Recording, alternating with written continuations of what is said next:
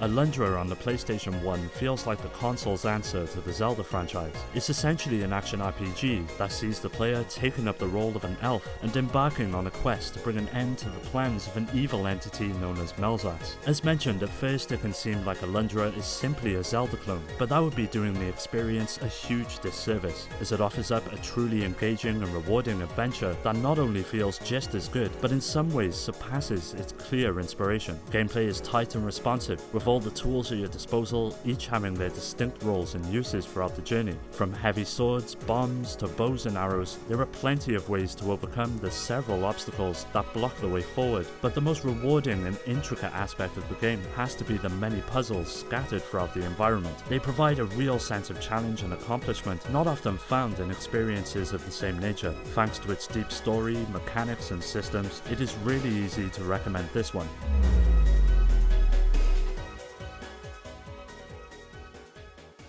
Developed by Compile, who are quite possibly responsible for some of the greatest shooters of all time, comes a port of the first game that originally released on the NES, and pairs it with an updated version that all comes together to present the best way to play this classic experience. As you would expect, it sees you taking command of a starship and taking on waves of enemies, but what makes it stand out is the adaptive difficulty, which changes on the fly according to several factors, these being how many shots you have fired, how many power-ups you have, and the number of times you have died. Thanks to this aspect, any two runs of the same level are never identical, which adds a real sense of replayability and caters to each player's individual level of skill. With the range of weapons and power-ups on offer, there is a great sense of diversity to the gameplay, which allows you to tackle each situation in a manner that you see fit. Although it has now become quite the collectible item, if you can find it at a decent price, I would thoroughly recommend a purchase.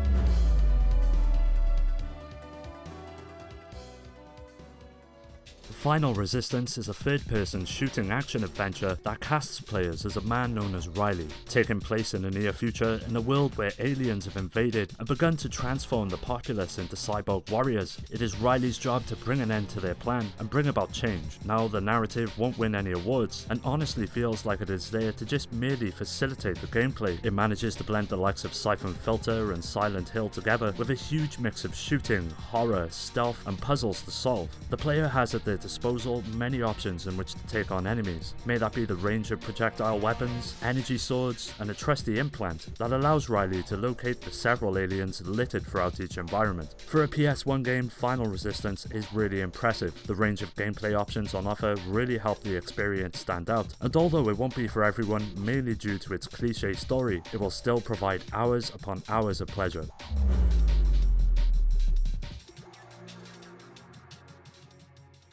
The PlayStation 1 is no stranger to snowboarding games. With the likes of Cool Boarders and the MTV Sports series, there are plenty of options available, but one that often gets overlooked has to be Trick 'n Snowboarder. It is the second in a series of games that began life in the arcades, and as you would expect, it sees the player hitting the slopes in order to gain insanely high scores and topple their rivals. Gameplay is relatively simple. There are separate buttons for jumping, grabs and flips, which make pulling off tricks all the more easier. But what makes Trick 'n Snowboarder stand out is the sheer amount of content that is included. For starters, several hidden characters make the cut, with the likes of Leon Kennedy and Claire Redfield leaving their zombie-ridden lives behind to hit the slopes instead. As well as this, various modes of play are also bundled in, such as scenario, challenge, and an impressive multiplayer option that allows you to test your skills against a friend. Although not the best snowboarding game on the system by any means, Trick 'n Snowboarder still offers up a great time and should not be passed up if you come across it.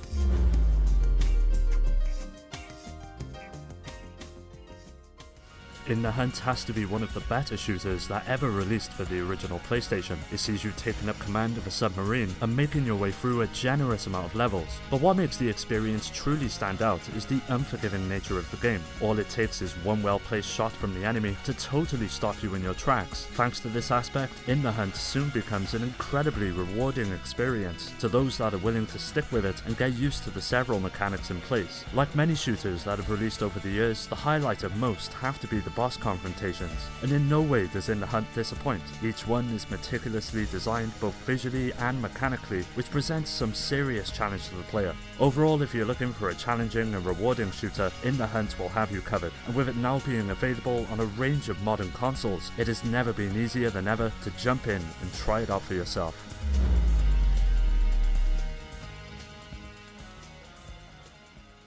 Yo-Yo's puzzle pack follows the creation of a theme park known as Gus in Paradise. After its opening ceremony, it is invaded and taken control of by a creature only known as Yo-Yo. It's up to the two characters, Gus and Yodi, to fight back and ultimately take the park. With over 130 levels in which to overcome, there is a serious amount of content included with the game. It manages to share much in common with the likes of Bubble Bobble, with the player hopping around each level and avoiding enemies. Some have ranged attacks like lasers, which make taking them out all the more trickier, but thanks to the several bombs that litter the area, there is always a way to fight back. The goal is to simply defeat all of the enemies before the timer runs out, which seems quite simple in practice, but the frantic action soon ramps up and offers a level of difficulty that is not only welcome, but challenging as well. Complementing all of this is the multiplayer mode, which in all honesty is where the game truly shines. If this one passed you by, it is perfect for people of all ages and provides hours of entertainment.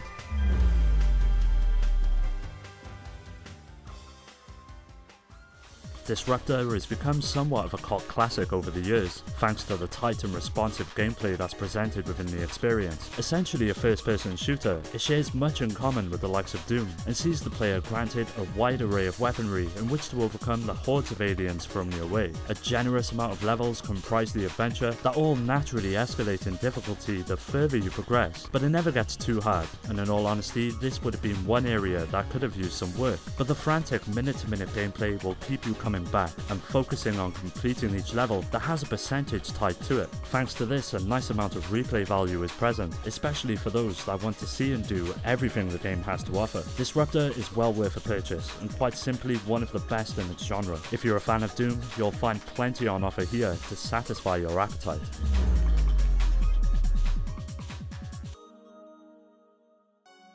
Gradius Gaiden is essentially a side-scrolling shooter that sees the player taking on wave after wave of enemies whilst utilising a wide range of abilities that help even the odds. You take control of up to 4 separate starships with the goal to primarily take out an army of bacteria before they reach and destroy the planet of Gradius. What makes the experience stand out is the sheer amount of screen projectiles that constantly flow your way. It can be quite overwhelming at points, but once you get to grips with the several weapons at your disposal, it soon becomes a real joy to make your way through each stage. The real star of the show though has to be the incredible boss encounters. Each one almost taunts the player into understanding their distinct movement and attack patterns, which quite often will lead to a few failures, but the amount of challenge presented with each really helps the game shine. Although not as visually pleasing as some of the other shooters on the system, Gradius Gaiden offers up a respectable and enjoyable experience that is bound to satisfy fans of the genre and newcomers alike.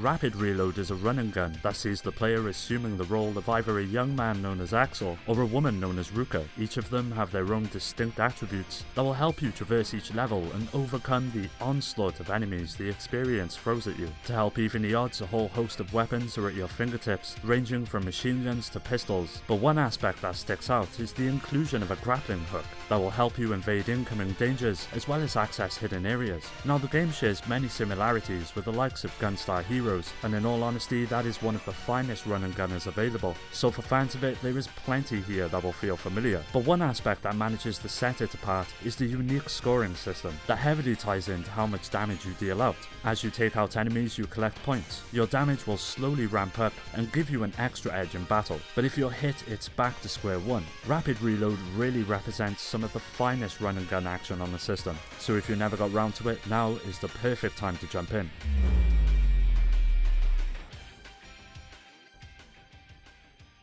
Vandal Hearts is a strategic RPG that sees the player taking command of a unit of characters, very much in the vein of the likes of Final Fantasy Tactics or Sudoku. Each character belongs to a specific class, may that be warrior, archer, mages or healers, and each bring their own distinct use and abilities to the table. Now all the action takes place on a grid-based map, with both the player and enemy taking turns in which to move around the environment and ultimately take down each and every threat. What really makes the experience stand out for me personally is is the way in which progression is handled. Once hitting a certain level, you have the option to change class, which adds a nice layer of strategy to the overall concept of building a team, as some classes soon become essential for some of the harder encounters you'll find yourself presented with. Ultimately, many players will either love or hate Vandal Hearts. The gameplay is downright incredible, but the linear story and lack of overall difficulty will likely turn some away in favor of the other offerings in the genre on the system. But if you're willing to look past some of its shortcomings, you'll find a truly rewarding